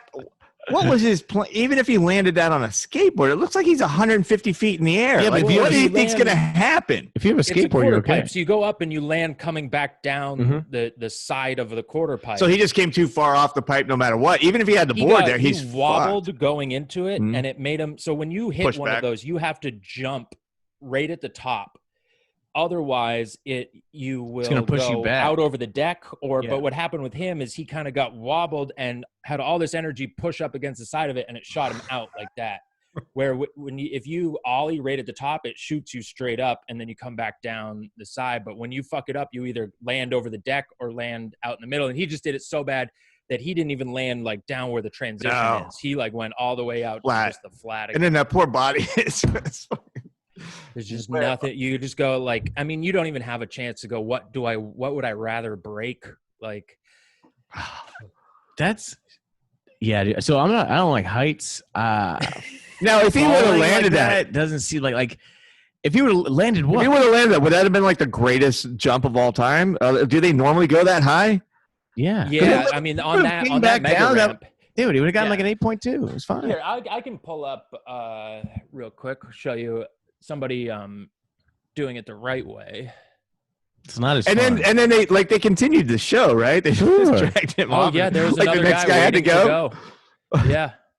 Yeah, there's the next guy. Swap his Totally went. blood I up wonder and who the next fuck guy out was. of it. That next guy must have felt like how Fraser Smith had to follow yeah. Kramer at the Laugh Factory. Exactly, it's the exact same thing. Yeah, okay. I forget he was host. He had to go back out there as host, but then he also had to bring up somebody. Yeah, who I remember went on hearing- after? I forget who he brought up. What was I Fraser's forget first story. words? Just okay. Well, Wow. He just snapped. He just Bud snapped. Light. Bud Light. Yeah. Just goes Gotta love Fraser. right into it. I'm a Detroit Yeah. Lions fan. Just goes right into his set. Doesn't address it at all. Okay. Wow. Dude, I watched that. We watched that recently. Elena, his girlfriend, our roommate, had never seen it. So we watched it again recently, and I hadn't seen it in years. It's fucking hard to watch, man. It's bad. It is. It reminds me of your early sets. That's what I was angry at first. So he's kind of ripping me off a little bit. You know, it touches. That was my thing. It's got like a Bellak essence to it. No, that's man. How do you fuck that up? The weird thing is like it's like he has. It's like that's in there somewhere. I think deep, he wasn't really a comic, but he'd been trying. But it's like the person on stage like has no comedic ability whatsoever to like. But I don't know. It's just so puzzling. I also heard he was doing a lot of coke. Ability. Like, maybe was he coked out? I guess, yeah. I mean, by comedic ability, I mean it's like. They don't. Oh, this guy's getting heckled, and he doesn't know. He's never been heckled on stage. Yeah, he's never been at a shitty club. Yeah, you can't start at the Laugh Factory after you're a huge megastar. Yeah, and have chops. No, people are like, shut the fuck up, Kramer. Like he doesn't know how to handle it. Like, yeah, you gotta hone that shit in a dive bar in Portland, Maine. What's that? I said you gotta hone that in a dive bar in Portland, Maine. You know, you can't just step right onto. Bar. Yeah, that's where I started out. I had so many people. Fucking did so much surprise comedy. It's the worst. That guerrilla comedy shit. Yeah, and just so many people angry. Yes, you ruin people's night. You know, one of the bars that was like the place to start in South Florida was called the Funky Buddha, and they just closed. They just closed up. 2 days ago. Mm-hmm. So you're getting all these comics posting, oh, my first time ever on stage was at the Funky Buddha. You know, I'm going to miss it. And I just remember so many times sitting outside that bar and watching people open the door and go, oh, there's fucking comedy tonight. And then it's close the door. It's like, that's what I remember about the Funky Buddha. Oh, there's comedy. Do you want to go in? All right, I guess we will. It's just like, like having to host those shows where you go like, you're just sitting there knowing like, nobody knows this is about to happen, and I have to go be the first person to talk. The worst, dude. Yeah. Hey, everybody. Everyone that's in here to sit and talk with your friends, don't talk to your friends anymore. Because sports and this guy's going to come up and talk about the Jersey Shore for a few minutes. You guys turn the game off and stop talking to your friends. I don't care if it's a birthday party celebration. Shut up. Yeah, dude. So there are people doing it right. Yeah, I'm seeing that here. Like this is the mega jump? Yeah, this is one mega ramp. But you see how they just like a quarter pipe just go up and you go down, come back down it, and you come back. Yeah. Wow, he really fucked that up, huh? Yeah, he didn't do good. I feel like that's kind of what mine would look like. But this is also this is from 2012. That was in 2007, and I think it was maybe the second year they ever did like that. That hitting a ramp that size and a quarter pipe that size had kind of just been invented. And so it hadn't been mastered yet. I know that. Can we make it bigger? That doesn't seem big enough. Hey, Jake, we just built this giant ramp. You want to try it? He's like the Chuck Yeager of skateboarding. Bro, I'll do it. That's the thing, though, about you fucking skateboard. The guys in the background are like fearless. The guys in the background that built the ramp. Fearless. And so growing up skiing, one thing that got me to leave it as competing is stuff is that no matter how much better you get, the consequences just get more. Like just because you're better doesn't mean you're not going to fall. It means you're actually going to fall from bigger shit. Harder, higher. Yeah. And it like you fall less because you're better at, landing shit, but still like like that and the fucking Tanner Hall clip, like he started out hitting 2-foot jumps in little like, kids parks on the mountain. And now he's jumping over 160-foot gaps and shit. So when you were skiing, would you do like that long, Eddie the Eagle type? No, that's like that's called Nordic jump. Okay. No, that's its own thing. Where they're almost flying. That looks insane. They are flying through the air for like 10 It is. seconds. I've been on one of those ramps. It is fucking insane. Dude, I went to a water park in Disney. They used to have Blizzard Beach, and they had one of those water slides, but it was like the highest fucking thing I'd ever seen. And there's a lot. You wait in line for an hour to get to the top of this, and you're on the top. And I don't know if it's obviously pretty straight down. It's almost straight. It's at some sort of an angle, but it literally, it looks like a 90-degree drop. Looks like you're gonna fall off the side. 100%. I'm like, how is everyone not falling off of this? I was so scared, man. I was like, this is insane. I can't imagine jumping off of a ski ramp because this was made for like. And then there's like an 8-year-old right in front of you going, I can't wait to do it again. Yeah. once you do it once, terrified. you're like, okay, yeah. But I've been on those ski ramps too. Like they're super steep, and just imagine like they have to just like straight lean into it, like going down like this. But the weird thing is, a lot of those guys don't actually ski. Like they don't ski like on a mountain ski. They just do that. Yeah. Because it's like the skis they use are probably 12 feet long. They're like this wide. They're meant to like be little wings. Yeah, they're huge skis. How much do skis cost? We just talked great question. I would say between 200 and 2,000. Because you could tell me $200 or you could tell me 90 grand, and I'd be like, yup, to both of them. I don't even know. Like, so like the skis that first guy was jumping with, those are his pro model. Mm-hmm. Those probably cost $545. $545. Yeah, and then you got to buy bindings and boots too. Bindings are that's between. cheaper than I thought. Yeah, but then you go to like a higher end, like racing skis. Freestyle skis are pretty easy to make, and they're not nearly as expensive as like a racing ski. Yeah, okay. Do they have like $10,000 skis, or they don't get that high? That's too much. I'm sure there are, but mostly they they're probably about $1,000 is the most expensive you can get. It's not that bad. I thought it was like so a lot less than I thought that would. Could you get a decent pair of skis for like $300? Sure. You could get an okay pair. Okay. Yeah. I usually the freestyle like for me, like what if I was gonna go skiing for the first time? Like I don't need like. Yeah, you totally can. You need like wide ones. Yeah. I feel like you need like 2 foot wide skis. And then bindings are like $200, and boots are another like $300 to $500. I don't think I need the bindings. I don't need them. I'm good. I'm good. I don't even know what that is. No. Boots and the fur. But yeah, it's definitely it's like getting the first thing isn't that much, but then you realize like ski pants are. It's an expensive hobby, right? Like oh yeah, and then tickets now. So I did the Tahoe Improv, and I got I gave somebody tickets to the show, and they gave me a ticket for the mountain. Good deal. But the fucking tickets are $160 a day to get on the mountain. Oh, for a day? All right.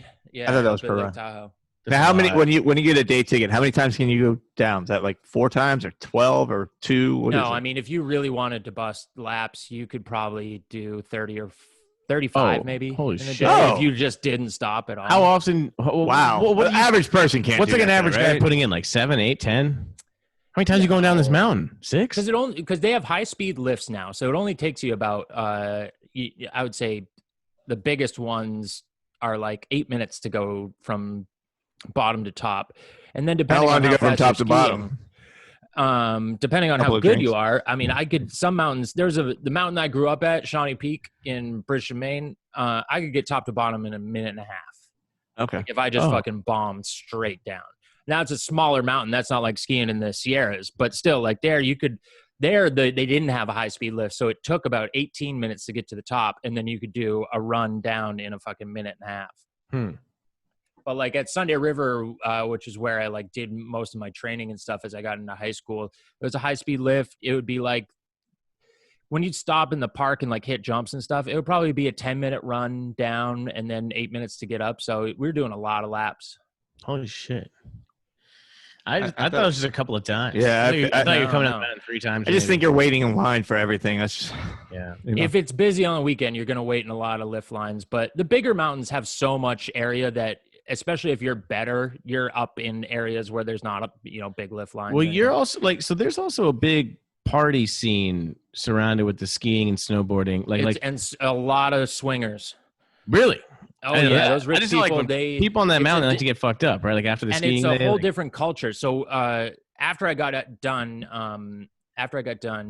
competing, I became a coach, and I coached for this private ski academy. And their parents were all from like Rhode Island, Massachusetts, New York and stuff. And they sent their kids to this academy, but they all come on the weekends and they have condos there. And it's just everybody leaves their, it's like a Margaritaville during the winter. Like all these white people leave their regular lawyer job there. And then they come up here and just, they don't have to watch their kids. Their kids are off at the mountain and with other kids the whole time. And they just either ski or party. And I definitely know some of those people are fucking swinging. Nice. We should start skiing, dude. Yeah. Bang some I've guys. been wanting to put together a mountain tour to go to mountain towns. Have you done the Moquin's room in Mammoth? Mammoth is nice, dude. No, I would love to though. We that was the last show we did. That was oh really? March 9th, March 6th. March 6th. That was the last it was time snowing. People were skiing there. It's beautiful. That's some of the best 20 times. degrees Spring in skiing. March. Yeah, spring skiing is super fun. Yeah. Hit up if comedy ever starts. Yeah, who knows? Again, I will. Like in the winter of 2024. It's a great little room he's got down there too, dude. Like it was. Yeah, it was it's a super dope room. It's a brewery, crowd. and under the brewery there's like a little performance room.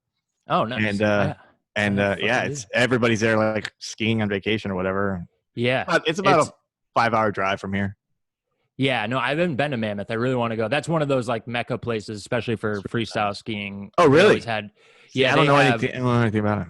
They're for their skiing and snowboarding. They're known for their parks. They have fucking awesome. Mammoth. It was beautiful. It was beautiful. And next time we go, we'll have to go. They had like a condo that he's got worked out for that we crashed they put in. you up there and everything too? Yeah, you get a little condo. So like, well, he's got a deal with the guy. The condo is fine. It's a friend of a friend. There's no door in the bathroom. It's like it's fine. It's got like a. You're not sleeping in your car, but it's not. Yeah. You're not at the Hilton. I don't know. It was fine, but it's like not even. It's under a mile from where the club is at, so you can literally walk. Oh yeah, we walked back to the club. But what was wild was like we get up, we do the show on Saturday, crash there. We get up Sunday morning and we leave, and it was like 22 degrees when we left Mammoth, and we drove in the car for 5 hours, and then we pull up in LA and it's 78 degrees. Yeah. And it's just a weird thing because I guess people say that in Big Bear too. You can go ski Big Bear and then go hit the beach like all on the same day. It's a long day. If you do Big Bear in the morning, you hit the beach at night. I did Tahoe on Halloween a couple years ago, and it was 70 degrees. It was like ridiculously warm there they hadn't opened the ski lift yet. Because I tried to they usually just take a ride up of it, and that was the October earliest.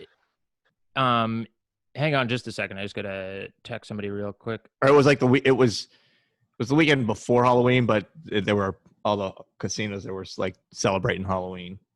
Usually, Thanksgiving is like the ceremonial opening weekend of mountains. Right. But like, places like Whistler, British Columbia, or Mount Hood in Oregon have glaciers on them, and they ski June, July, August there. Wow. And it's fucking awesome. I used to do that for training in the summer. I go to Whistler and you ski all summer there. And it's like, what's awesome is it's 80 degrees and you're skiing. Oh, yeah, there you go. Whoa. That seems like a place to be. That's odd. And those are party. That's like an Olympic village because everybody there skiing in the summer are professionals and amateurs who are trying to become professionals. So it's all really good athletes, none of the fucking weekend warriors that you'll see all winter there. It's just like all fucking fit people in great shape who are crazy people too. Yeah, no fatties, but also like allowed. A lot of extreme sports people are fucking crazy in general. So the parties are crazy at night and then crazy stuff happens on the hill during the day. It seems like a whole scene, dude. Like I know like in the 80s, some of those like ski lodge things were like the shit, like Hot Dog the movie was a great party scene. Aspen Extreme is probably one of my favorite films of all time. It's a cheesy 80s skiing movie, but it stars have you guys seen it? I just remember like being a kid having HBO and they would run like a lot of skiing. Those are like the surfer stoner dude movies of the 80s. A lot of ski lodge movies. Yeah. It just like Aspen Extreme was a drama. It was a drama about two guys moving from Detroit to Aspen, and it's like these podunk guys move to rich Aspen, and it stars one of the I forget who the main star is, but the second guy is Pete Berg, the guy who's the director of all the fucking Mark Wahlberg movies now. He used to be an actor, and he's in this fucking cheesy 80s Aspen Extreme. Aspen Extreme. Check it out. I think I remember Hot Dog for sure. Hot Dog was awesome. That had titties in it, too. Yeah. That was great about that. And then there was, like, Ski Patrol and Ski School was the fun, like... which was the one with, like, the German villain. Yeah. That was Ski Every School. 80s movie? Ski School? Yeah. Yeah. And then there's another great one that had a little skiing in it, and it was such a strange movie called Fire, Ice, and Dynamite that I would wonder if anybody else has seen out there. He's into it. Your Netflix suggested films are just all shitty 80s skiing movies. It's like, if you like this, you might like Blades of Glory or whatever. Andrew, that's how I met my wife. I skied down with the local villain, and I raced him down the mountain, and I won my wife that way. Yep. Like his Amazon delivery just all hot cocoa. Yeah. What What was that? There's always like that's the thing with the What's with skiers and cocoa, bro? Like because things you can drink. It's cold everywhere. Everyone doesn't just drink cocoa. Put some rum in a hot cocoa or whatever, or whiskey. Well, it's also, Look at his mug right it's now. a national sport of the Third Reich. Yeah, He's got a mug with the Alpine clips on a nice little. Sticking to the script. Yeah, I was gonna say in what is it, Acadia National Park in outside of Georgia. Beautiful. Now, I'm not a big ski guy. I've never skied or snowboarded in my life, and don't think it's wrong. But there's a lot of diversity on that mountain. It just seems like a real rich white guy thing. Real white. It's not a lot of diversity out there, right? Like pure white too. I mean, a lot of people do pure. America. That's the best kind. I hate this watered down white. I'm kind of muddled myself. Yeah. Me too. I'm a mix. Like you go to I got like 7 things Austria. That's where that's skiing really is. Switzerland, the Swiss ski. The wider the race, the better the race. Oh, I don't know, man. I'm just saying, like, it just seems like, and again, that's why I asked, because I've never been skiing or snowboarding ever on a mountain. But like, I knew some friends. I grew up on the suburbs of Chicago, and like growing up, I knew some of my friends. They'd all go out and they would ski and they'd snowboard, and all whiteys, bunch of whiteys. Yeah, I grew up in Florida. Like no one even talks about. Well, yeah, I don't skiing either. Like it just like no one even like vacations. Like water skiing. Well, yeah, once in a while people. If you ask you ski in Florida, that means you do cocaine. No. Yeah. That's something like you want to hit the slopes. And then hockey, and I remember when Florida got the hockey team, like in Fort Lauderdale, the hockey team's in Fort Lauderdale. When they got that, people were like, "What? No one there knew anything about hockey," and they got an NHL team. It's an odd thing because, like I said, growing up in Chicago's such a hockey town, big Blackhawks. And hockey. So, and again, my one regret, I played football and baseball and stuff growing up, but I liked hockey, never played it. And I kind of wish we didn't have hockey. I mean, we had it around us. Like there are a lot of really good hockey players in Maine, and Maine, the University of Maine is one of the top. They're good, schools. Good hockey. But it's a rich sport too. Even even a lot of gear in places where it's winter. Like all the equipment, and you got to pay for ice time and shit. Yeah. But I do find like you get in Canada more. It's more like lower income people can do it because one, you can do it anywhere. Mm-hmm. Like you can just go play on a pond and shit. But it's also like it's their version of football, and everybody's doing it starting like really young in school and shit, and they kind of like put it on in that way. Because think about it, with football, the only reason so many people get to do football is because the schools provide the equipment. If part of playing was you had to buy all your own equipment, so many of those people would. Well, I played like Pee Wee as a kid. You'd rent it, so like you'd have you'd have your dues for the year. I remember when I was a kid, it cost to play Little League football. $200 for the season. It was for I was older than you, but I remember it was always like $55 to $70. And honestly, like at that time, like little with my single mom, like that was kind of a thing. Like it wasn't just let me just plunk down $50. Like we had to. She didn't have to. I mean, she was going to do it no matter what. She'd get the money, but also that's a cheap babysitter. Right. Yeah. You just pay and then we would do and you get 8 weeks of babysitting. We had, I think when I was a kid, it was like $150, but like we had me and my brother, so my dad would sign us both up each year. But yeah, I mean, that's once a year to plop out like $300. Now plus other shit we need new, and that was just for like the dues and the fees. Right. But that didn't include like that was like your pads and your uniform and stuff, your helmet. But that didn't include like your jock strap, your cleats, your mouth guard, different little. When my daughter was playing competitive softball. Like just to be on the traveling team, it was every kid on the team paid $750, I think. Yeah, those when you get into that AAU shit, $750, and then we traveled every weekend, and then the gear, the bat, everything. It was expensive. Like I was doing okay, but there was definitely a financial aspect to that for sure. That's why I look back at when I was playing football. It wasn't that much, but we weren't traveling every week like she was. And they had skiing 3 wise, fucking like uniforms. Sorry, I was just gonna say, skiing wise, at first, like it was $100 for a season's pass, and that would be like my Christmas present when I was like 8, 9 years old. And I realized it was just so my parents could just fucking drop me off for the day and not have to deal with me. And it was like $100 for the year to do it. But then by the time I was like competing and buying all the shit, I wouldn't have been able to do it except for I was sponsored by the mountain and by clothing company and stuff. And so I got so much of that shit for free. Nice. It's the best way to do it is get sponsored. Yeah. Fuck paying. Trying to do it for stand up. Trying to get sure. We tried. We went down. We've had sponsorships for some of our tours. We got some sponsorships for. It's easier to sponsor a specific date. I found. Yeah. Like if you're doing a show in Cincinnati, it's easy to reach out to like a local head shop, local brewery, local whatever. Like if you want to sponsor this show, and they'll give you a couple $100 to pass out their put their fucking literature, whatever. Yeah. Put some table stands. Mention them, whatever. Hand out some coupons and blah blah blah. And, say the show's brought to you by da da da. So. And and to them that's worth, they'll be like, we'll give you a couple $100. And the thing is, if you can get 2 or 3 companies for each show to give you $200, well, now you get another $400 to $600 per show, plus whatever you make on the show, sell some merch. So I mean, the one thing we weren't able to do is vans, stand-up vans. Well, that's the thing. Like, the thing is, the dream would be to get a national sponsor, so you don't have to fucking call different venues in each city. Well, that's the thing about like a sales team almost calling a clothing line is perfect for that. But national, but we couldn't really tap into that. But I know some comics do alcohol, sponsors. Doesn't Tony Hinchcliffe isn't he sponsored by like fucking Jack Daniels or something like that? They might be, or some beer or something for Kill Tony. I thought it was, but that's the fucking dream. Yeah, we had our own beer with Fresh. Yeah, we had nice. we had a local brewery in one of the cities brew a Fresh Drunk Stoned IPA. They sponsored one of our shows. Sponsored the show, and then we did a beer release party.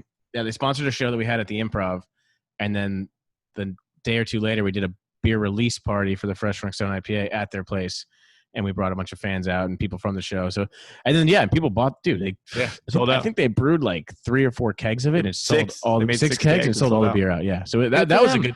It was good for them. They made some money. It was good for us. They gave us money, sponsored the show. We drank for free that night at the release. So sponsorship money is fun because you just get the money sent to you and you're like, whoa. And then all you gotta do is just like tell me like, it's sponsored by these guys. It's the best. All you got to do is not go on stage and be Kramer and have the show. Which is harder than you think, Well, for you. But it's so funny, like not being on stage. You're just a guy that says weird shit all the time. I'm losing it, bro. Because I've noticed. We're in an apartment, and sometimes we'll have the door open, and we'll do like ridiculous arguments or whatever. That's almost like a stage bit. And we just wonder, like, what do our neighbors think is going on right now? Because we'll say some terrible stuff. We gotta really get that. Loud You gotta get that weird out, and they must just think, oh my god, there's some terrible people that live in. But like even like on stage, but B like the hang, like for people who aren't comics, like you go to do a mic or whatever, and you're hanging there for 3 hours, to do your. The only people I have hung out with are in like more than just talking one-on-one on here is when we went camping, we were with a couple of my wife's friends, and on 4th of July, we hung out on a rooftop with maybe like 5 or 6 of them. And the amount of filtering I have to do of what first comes to my mind to say, where I just go, I don't have to do this when I'm hanging out with comics. Because exactly. When we're shooting the shit on the patio, like outside the lab or whatever, or at the store, you just say whatever mean or horrible thing, whatever comes to your mind. Well, no, you're goofing around jokes, but it's the same. That's the spouses. You get around regular people. Spouses, friends, yeah. Like I got lucky when I met my girlfriend. We had a lot of mutual friends. So we had met through mutual friends. So we had a lot of like similar buddies, but like. There's been plenty of times I've been around some of her friends or family, and I'll just drop a terrible joke, and they just look at you like you're crazy. Like they're like, We were at the store one night. Yeah. And speaking of my wife, she needs something. What? Yeah. It's all good. Oh. Keys. Oh, the car key. Yeah. Hang on, we got to move our car. Yeah, key. do your thing. We got to move our car. Magic of editing. Good wrap up. Yeah, actually, why don't we? I do have to run because I have another interview. Yeah, we can wrap it up. Yeah, wrap it up. Thank you guys so much for being on. All right, man. And sorry for the hesitant thing, but I got to run.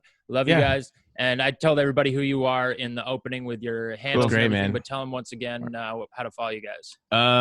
Follow all things Dope City Comedy. So Instagram, Dope City Comedy, Facebook, Dope City Comedy Tour. Making a Twitter, whatever. But also, you can follow me at all social media platforms at Matt Bellak, MattBellak. Yeah. Tim Hanlon. Just follow us on Dope City Comedy Tour. We'll be out there eventually. DopeCityComedy.com. 2025. We're off of La Brea. Just pass by the apartment anytime. We're off La Brea. Yeah, man. Block from Sunset. Just come by, man. I'll be on the balcony yelling at squirrels. All right. Talk to you later, guys. Thanks. All right, brother. Good talking to you, man. Bye. Later.